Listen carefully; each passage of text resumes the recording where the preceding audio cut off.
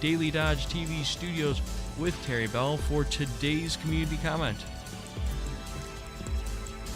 Thank you so much, Jake. We are happy to have you with Community Comment, and we are happy to have State Representative Mark Ford with us. Thanks for being with us, Mark. Good morning. Good to be here, and certainly glad that the Daily Dodger studios are inside today with that very cold wind out there. Yeah, we caught a break. I don't think we got it as bad weather-wise as was being forecast, thank goodness. Well, anyway, it's office hours with Mark Bourne. If you want to ask a question or offer Mark a comment, you're free to join the conversation. You can call us or text us at 920-887-8585, or you can call our studio line at 885-4446. And Mark, I would have to think one of the big topics of conversation around the district and around Wisconsin, frankly, people are opening up their property tax bills now, and they're getting quite a surprise in many cases. Yeah, certainly property taxes are way up. I don't know that it was a surprise to some, but to a lot of folks that don't follow it very closely, I think Public Policy Forum did a analysis of it recently that was published in a lot of media throughout the state. We certainly knew it was coming with the governor's 400-year veto, allowing schools to increase spending on property taxes for really 400 years. We knew that was going to be something that was happening every year at least until we get a governor that's willing to talk about changing it. And also there were a lot of referendums being passed around the state, and so that's also things that drive up property taxes. And as that study showed, that was the two top things that impacted property taxes. So not a surprise that those things were happening, but still when you get the bill, it's kind of a little bit of sticker shock because it is a huge increase. And so certainly have been feeling a lot of questions about that. And of course, from a state perspective, we're super concerned about it because property taxes have a significant impact on family budgets, and they are part of the overall tax impact on a state. And when we're trying to be competitive for economic development and, for families to be successful here and stuff like that. So policy-wise, we're very concerned about it. But of course, property taxes are entirely a local matter. Local matter, right? Yeah. They're entirely taxed. The tax level is entirely chosen by local governments. And so it's not like we can pick a different number from a state perspective. Now, that doesn't mean that the state doesn't have any ability to influence it. We have some policy things and some areas that we can invest in to try to buy that down. But that's still super complicated, right? Because we're not the ones that are actually levying the tax. And so we're trying to chase someone else's tax decisions. We're trying to chase someone else's policy decisions. So we don't control the level of the tax, at least generally speaking, and we don't control the spending levels, generally speaking, unless we try to influence it through state law. So that's how we try to chase this, and we try to put spending limits in place on local governments, which of course is controversial. But without those, who knows what these property taxes would look like, because these increases are still being held back by some spending limits on schools and local governments. They're also being held back by some investments in the state. We've talked a lot in this program about the last state budget where we made the largest increase in shared revenue in the history of the program. So we're one budget removed from the largest increase in money to local governments in the history of the shared revenue program. And you're still seeing major spending and major tax increases from local governments. And I'm not trying to be critical of local governments here either. I'm just trying to state factually how this stuff works, because their job's tough too. And I'm not saying that school boards or city councils or county boards aren't even making the right decision. I don't know. That's their issue, right? I don't want their job. Most of them don't want mine. We all have tough stuff to figure out. I'm just telling you factually, looking at the numbers, spending is climbing rapidly. Some of that's due to inflation, but it's climbing rapidly.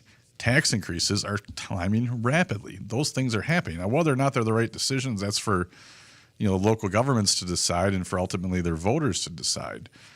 I'm just saying from a state perspective, we're concerned about it as our overall tax climate. It's very concerning. And then we're challenged as a state in trying to figure out how to control this, because resources are not unlimited, and we're trying to influence something that we don't actually control. We're just trying to influence with it by where we put our money or where we put statutory limits on spending. And it's a really difficult thing to manage when you don't control the actual spending and tax levy amounts. I imagine that these bills are getting higher in districts where voters themselves have approved referendums to let the school district spend over and above those limits that you mentioned. And people who point to that problem, who have another point of view on that problem, will say it's because, schools have not been able to spend very much enough, that is, up until this point, that it's that some districts are having to play catch up. Or they're critical of the state spending, and it's probably even a bigger one from a state perspective. And this is another one where it's, obviously the eye of the beholder, or whatever prism people choose to look at these things through. And there's politics to some of it, which is why I try to drill it down to facts and especially math. A lot of this budgetary problems is simply a math problem or a math reality. And sometimes people have a hard time accepting that or understanding that. But when you look at, for example, K through 12 education, where our critics say we don't spend enough as a state, we're spending almost $17 billion. That's billion with a B, folks. That's the general fund, state-supported spending on K through 12 education in Wisconsin. It's 16.6 or 16.7. So with, again, math problem, basic math rounding, it's almost $17 billion. Our state GPR budget, this is a 2-year budget, so that 17 is a 2-year number, is about $46 billion. So we're spending, 38% of the money the state's collecting from taxpayers on K through 12 education. That's by far our biggest spend. But to some, it's not enough, or it's never enough. But I think I just want folks to understand, we are spending at record levels. We are spending an amazing amounts of money. And that's just the state portion. That is now right around still the 2/3 funding that long ago was something the state set a goal to try to make 2/3 of the funding come from the state and the third from the property taxes. And that's still where we are in the first year of this budget. And so on top of that $17 billion, you've got the local property tax money that's coming into it. So, we are spending at amazing record levels, and we're spending at that because it's a priority, right? It's the future of our state. So, no one, if you're on any side of a political spectrum, is saying that we shouldn't be investing in education. It's just the amounts and the debate and what how much we can afford. And I think that's where the discussion is. And so I don't view it as like partisan, even though that's the way folks choose to, a lot of folks choose to view it. I just view it as a math problem. And when I have to help lead to build the state budget, we're looking at how much money we have, and we're looking at making K through 12 a major priority in that. And we put, we're up to about almost $17 billion because we put another $500 million into that in this last state budget. So I think the state is certainly funding at a very high level, and we should be investing. And unfortunately, the spending at levels at these schools is just escalated to a point. And some of it, as you mentioned, is local decisions that are being made in these referendums. That's the biggest thing that's driving, because we still have spending limits and stuff in place where they're only allowed to spend to certain levels or increase to certain levels per pupil and stuff. But these referendums override that. And so local voters are choosing by a majority, that's the way the system works, to spend more. And the state can't afford to chase all of that spending. There's just not enough money to go around, and we'll continue to make these key investments. But so the idea that somehow the state, or there's money from heaven or something that can magically chase this stuff is just not real. We're talking to State Representative Mark Bourne this morning on Community Comment. We need to take a quick break right here, but we'll be right back. You're listening to WBEV, powered by Daily Dodge.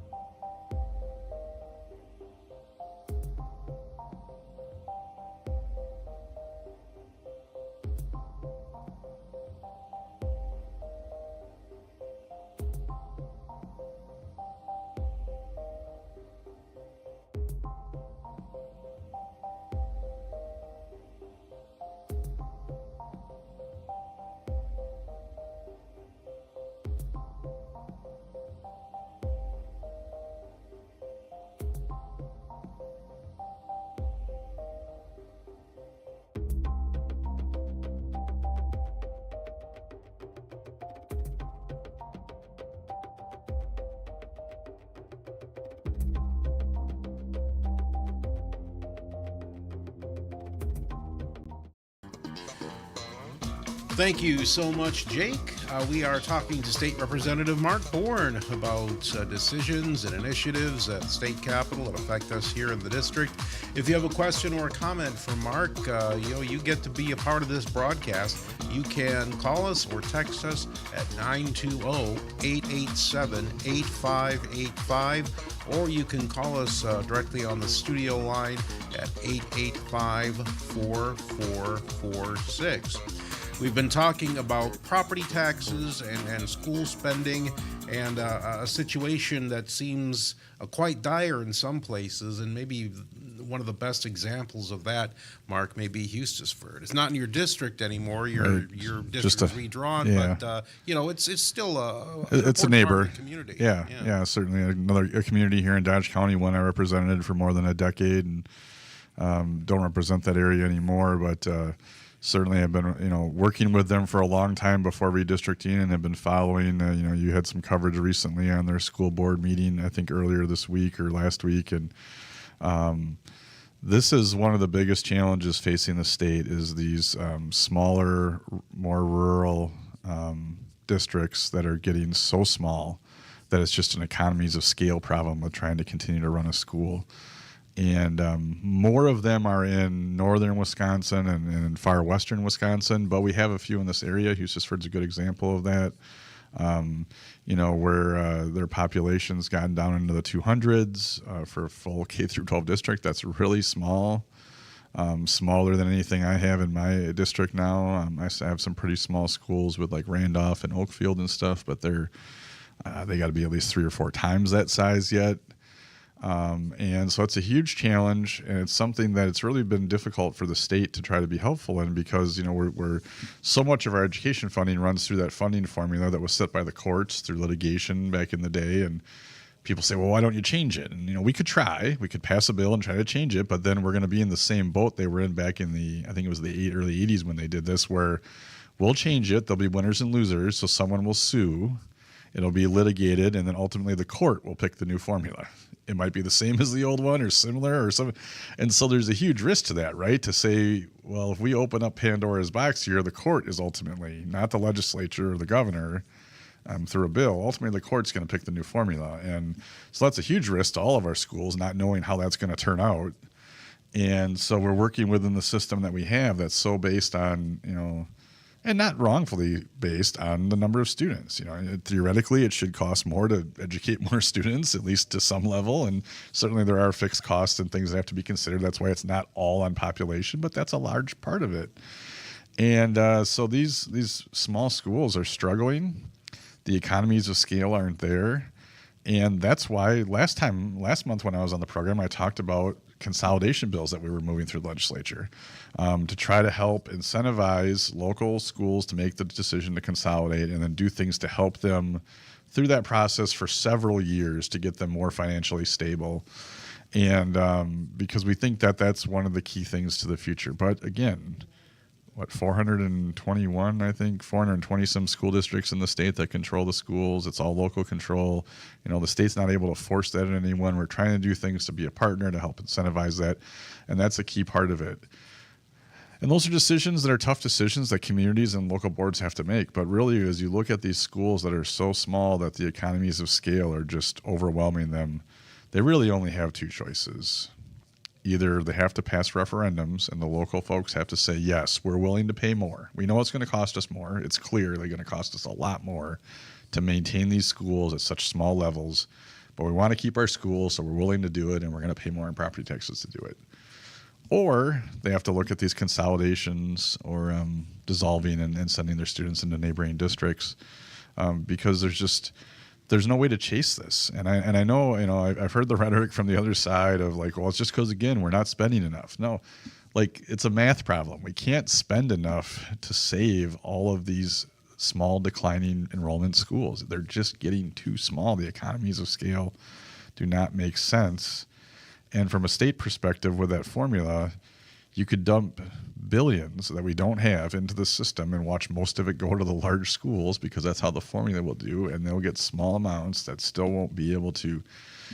I've got my office working a little bit now on just the looking at Hustisford as kind of a financial example of this. When I saw in your reporting how much their shortfall was in their budget and how much they were asking for in their referendum, I asked the staff to talk to our fiscal bureau about how much money we might be able to get if we did certain amounts of investment. Not that we could do it. I was just kind of trying to do the exercise, right? And so, how much, I'm asking to find out how much money would I have to dump into the formula at a state level to get to I think it was 1.4 or 1.6 million or something was in the report of their shortfall, their budget shortfall.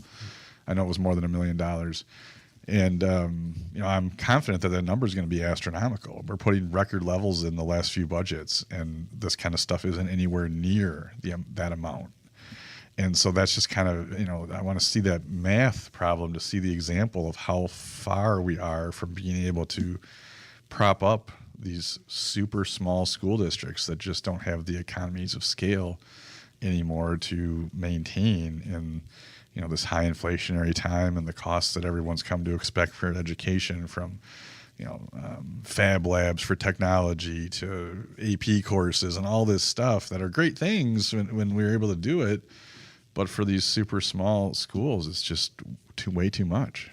It occurs to me, and correct me if I'm wrong, really another thing that's driving this problem is the fact that, Wisconsin's small towns are getting smaller. I don't know what anything could be done on a policy perspective about that, but that, families are getting smaller. Wisconsin just isn't making as many kids as it used to, and I think part of this has got to be due to that. The schools are K through 12 and higher ed are facing the same problems that our workforce is. It's a demographic problem, right? We don't have as many kids as we used to. The baby boomers are moving out of the workforce, and so all of these areas are impacted by these demographic problems. And there's no end in sight. And so while I don't currently have any districts that are as small as Hustisford's right now, I do have districts that are pretty small. And when I meet with them and I hear that their graduating class is 50 and their kindergarten class is 25, they're on the same path. They're just a few years or maybe a decade behind some of these other schools as far as the demographic impact, but they're trending the same way. When you're seeing your class sizes cut in half year to year, eventually your last class of 50 is going to be gone, and it's going to be all classes of 25, and now your school's half the size it was 10, 15 years ago. That's a huge impact, especially when so much of the funding is based on per pupil. It would seem that maybe this would probably take a couple of generations to fix, but people will move where there are opportunities and raise families there, and that you would think would then benefit the schools. Yeah, and which is why then we can. A lot of this stuff, especially from statewide policy perspective, is in a circle, right? And it's all interconnected, and so it kind of spins us back to last month when I was here. We talked a lot about the data center here in Beaver Dam and the economic growth, that we're trying to drive as a state for that type of thing overall from state policy, and then locally and the local decision to bring that developer here. Those are the key things that can help us, because it will bring some jobs and some interest and some auxiliary businesses and things that will bring jobs, which can help with that demographic growth. And then from our first conversation today about property tax, that type of tax increment is the key revenue to help, if not lower, at least slow the growth of property taxes than everyone else when you bring in major property taxpayers like large businesses like that. So whether it be the new Generac facility or the Meta Data Center that's building now here locally, those are key economic development things to try to help bring some relief to either help with the spending growth or even hopefully lower property taxes. And so all of this stuff gets interconnected from a statewide policy perspective, especially when it comes to education for the future of that workforce, economic growth for revenue, for government to fund these things that people want funded. And from the policy perspective of trying to make sure Wisconsin's a great place to live, work, and raise a family, and for businesses to come here and provide those opportunities. And so that's why we put a ton of money into education, but we can't put it all into that, right? The 46 billion that is the state portion of our budget, the GPR supported general fund stuff, has to go into all these different areas, to higher ed, to economic development, to a bunch of health and welfare things, or is a major part of it. And so it gets very complicated. This answer probably got complicated in some ways, but I think it was good to show how all of this stuff gets interconnected. And so if you don't want to see economic growth in your area, well then, just be prepared to continue to pay more property taxes. And if you want to see, your local schools continue to thrive, well then just be prepared to pay more, because that stuff's all interactive. We need to take a quick break for the news. We're talking to State Representative Mark Bourne, but we will be right back. You're listening to Community Comment on 95.3 WBEV, powered by Daily Dodge.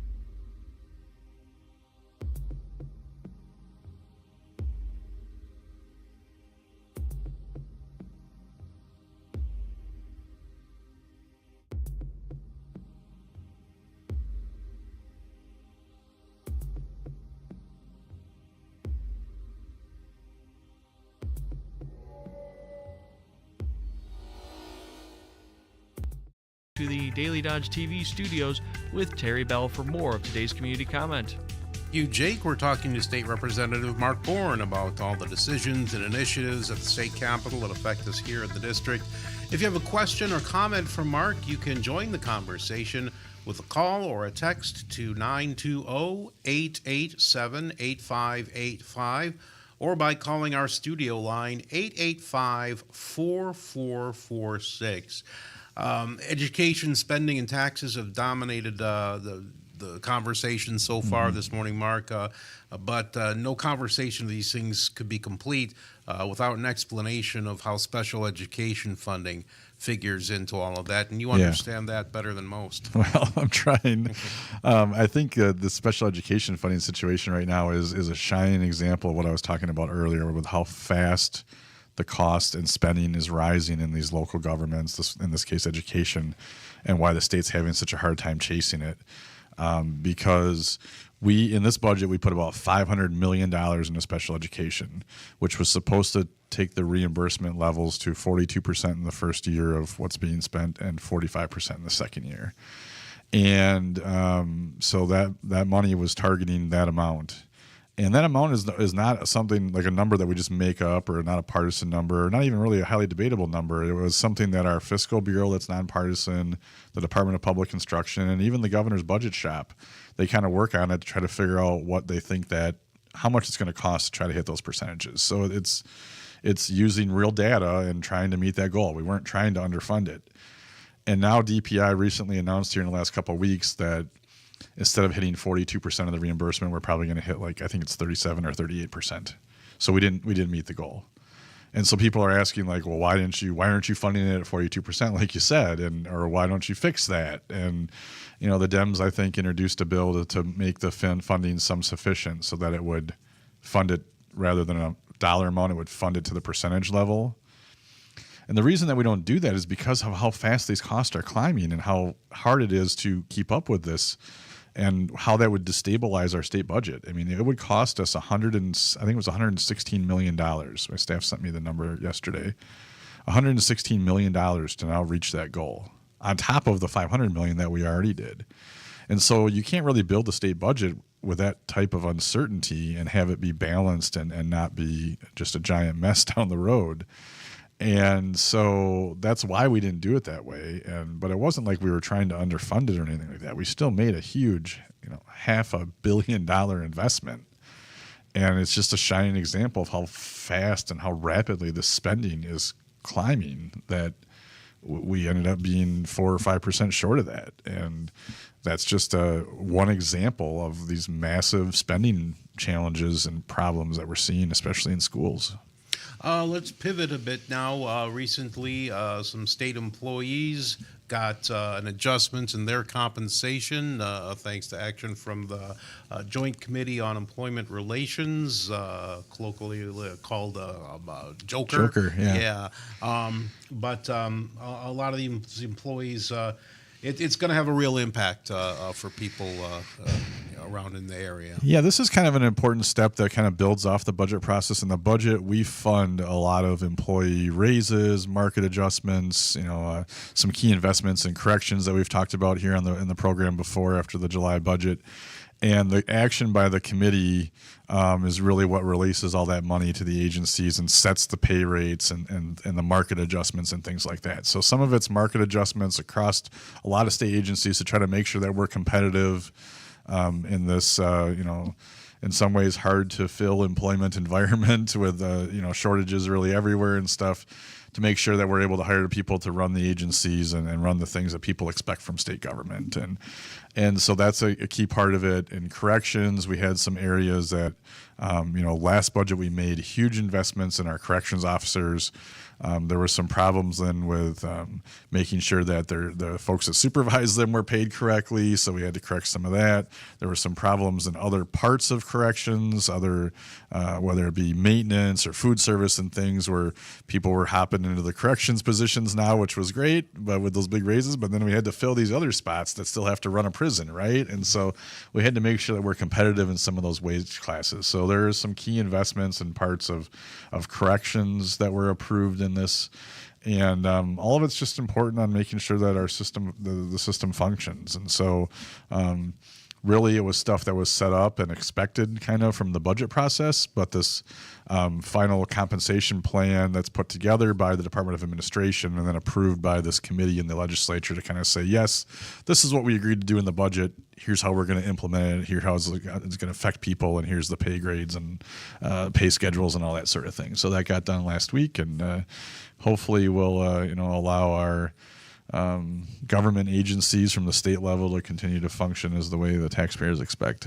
You mentioned corrections, and I imagine that's got to be one of the more, I guess, I don't know, I mean, it's subjective, I suppose, but important pieces of that puzzle.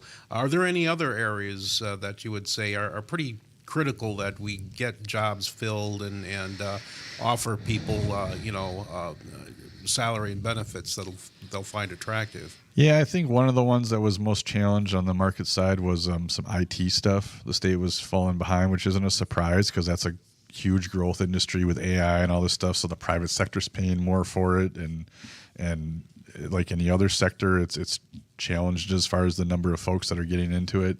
And so the state's got to get competitive to make sure that we're able to take care of our computer systems and avoid problems and hacking and all these phishing schemes and things like that. And so that was one that comes to mind, but corrections was one of the bigger ones and one of the more important ones to me, of course, with having Waupun in my area. And I think one of the key ones in corrections, too, that I failed to mention earlier was social workers. The health staff in general was hard to fill in some ways in corrections, but social workers were really short, and just an industry that we weren't competing well in with our pay rate. So we made a significant adjustment there, and that's one of the reasons that's key is because they're the folks that have to work with the inmates that are eligible for an earned release program. And we didn't make any changes to that program, even though the governor would have liked to, but we did not.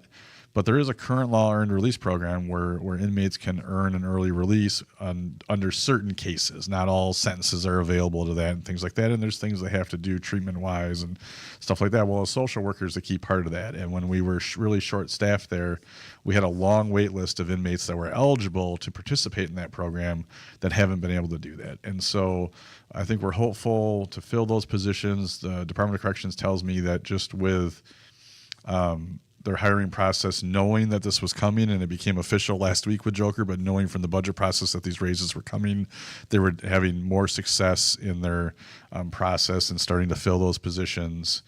And hopefully that will help then with moving folks through this program and getting some more folks out of our really overcrowded facilities that can properly be released.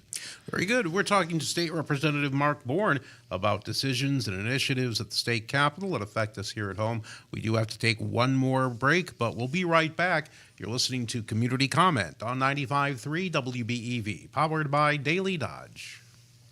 Join ESPN Beaver Day.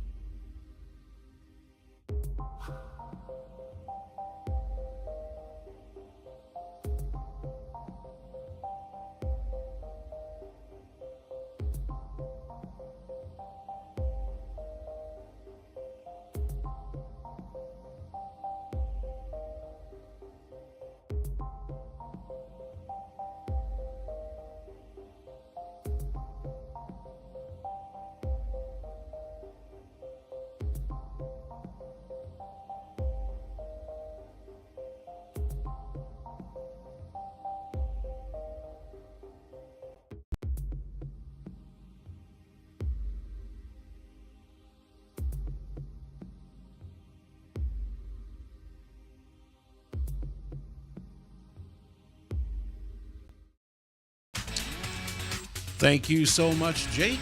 Just a few more minutes with State Representative Mark Bourne. If you want to get in on the conversation, there's still time. You can call us or text us at 920-887-8585, or you can call our studio line at 885-4446. It's winter time, and we've been having some weather, as we were talking about at the beginning of the show. But, that always makes people think about, how safe we need our roads and highways to be. And there have been some recent initiatives to try to address that and, get us up to speed as to, what's happening at the state level to make our winter highways safe. Yeah, there's always this is always a hugely debated thing, and there's always ways of looking for more investment or new technology or whatever the case might be. And I think about a few years ago, the big thing was roundabouts. Yes. was making intersections safer. That was something that's been highly debated on these airwaves over the years. I know Uncle Bill McCullum was not a fan back in the day, and he was very used to make fun of him a lot on the morning show. But that's something that has been in some ways, even though a lot of us maybe still begrudgingly accept them, I think more widely accepted, and we've seen that in certain intersections it's really done a lot to improve safety. And so, as the sheriff started the discussion here several months ago about Highway 33 kind of from like the fairgrounds area towards the east side of the county, moving away from Beaver Dam here, that's something that's been DOT's been working on since the sheriff brought it to our attention. We brought it to DOT's attention, we meaning Senator Jagler and myself and Representative Pennerman from Southern Dodge County. And I know they're looking at another roundabout now at TW and 33 and looking at some additional turn lanes and things to improve that. So those discussions are always ongoing. We have recently made some modifications to the move over and slow down laws for disabled vehicles to make sure that it's not just emergency vehicles, but if you see any disabled vehicle pulled off to the side of the road, try to either give them space if you can do so safely or at least slow down, trying to improve those safety things. And then we heard in our conversations with our friends at the county highway commissions about, the counties, of course, maintain state roads. It's a contract through the state. They get funded to do it. So whether it be filling a pothole or more currently snow removal, ice removal, that sort of things, that's kind of the hot topic right now. That's done by the counties, but it's funded by the state. So in this budget, we increased the funding in that. It's a formula, so it doesn't shake out the same for every county, but it's roughly about a 5% increase county to county. I can't remember between my two counties. One of them was like 4.5%. The other one was like 5.5% increases between Fond du Lac and Dodge. But really putting more investment into that because we're recognizing these escalating costs and just the need to keep these roads safe in the winter. For folks being able to get to work and get to school safely, as well as for our commerce. And so the state's continuing to invest in those areas, and we recognize the importance of that. And I think that really the State Department of Transportation usually does a pretty good job of taking safety seriously. I think they responded well to the sheriff's inquiry about Highway 33. And while they're not making it 4 lanes like he suggested, that probably wasn't necessarily the way to do it. They are looking at things that can improve the safety there. And I think over the next few years, we'll see some improvements. We're getting close to Christmas now, and there are all kinds of ways that people in the district can enjoy the holidays. And like I say, they're happening all over in the communities that you represent. Are there a few you want to shout out at this time? Yeah, I think that's one of the best parts of Christmas is the traditions, whether they're family traditions or community traditions, and so. It's something that, even in my office earlier this week at the staff meeting before we started our normal work, I said everybody share one of their favorite, family Christmas traditions. Just to, I think that's a great part of the holidays. I like to hear about things that other folks do. And so, we're certainly blessed with, great parades and things like that. And in this community, always enjoy the parade downtown in Beaver Dam, and more recently I've had the opportunity to do Well Ponds now as well. I'm on the board of the Historical Society, have been for a long time here in the Dodge County Historical Society in downtown Beaver Dam, so we always enjoy that Christmas open house the night of the parade and things like that. But I think that the stuff that probably means the most is really like the family traditions and things that you enjoy, from whether it be some music that you grew up listening to, like one of our favorites at my house as a kid, and now my house still as an adult, and for my kid is listening to John Denver and the Muppets, Christmas Together. It was on album back in the day, now on CD at my house. But things like that, and some whether it be they had her favorite books. I had a chance a few years ago. The Juneau Library invited me to come in and read one of a children's book, one of a favorite Christmas children's book, and one that we enjoyed reading years ago to my daughter when she was small, Charlie the Ranch Dog, and Christmas time, and so there's lots of opportunity for that, whether it be community or families, and so I just hope that folks have a chance to enjoy all that. Some of the things I mentioned have passed us already with the Christmas parades and things, but hopefully folks enjoyed those. Otherwise, we'll see you next year. And but hopefully folks get out there and have a great, very, very Merry Christmas, Happy New Year. Enjoy the holidays however you enjoy them, and certainly look forward to talking more about state government in the new year. Yeah, absolutely. And programming note, speaking of Christmas and the holidays, Community Comment and Hometown Today are going to go on hiatus for a couple of weeks and come back in the new year. But when you'd normally be tuning into those shows for the next 2 weeks, starting on Monday, you'll be hearing Christmas music instead. So we hope you will enjoy that, just a service that WBEV provides for our listeners. Mark Bourne, I want to thank you so much for coming in today. It's been an hour well spent. Well, thanks for having me, and Merry Christmas to everyone here at Good Karma and to all the folks listening at home. You've been listening to Community Comment on 95.3 WBEV, powered by Daily Dodge.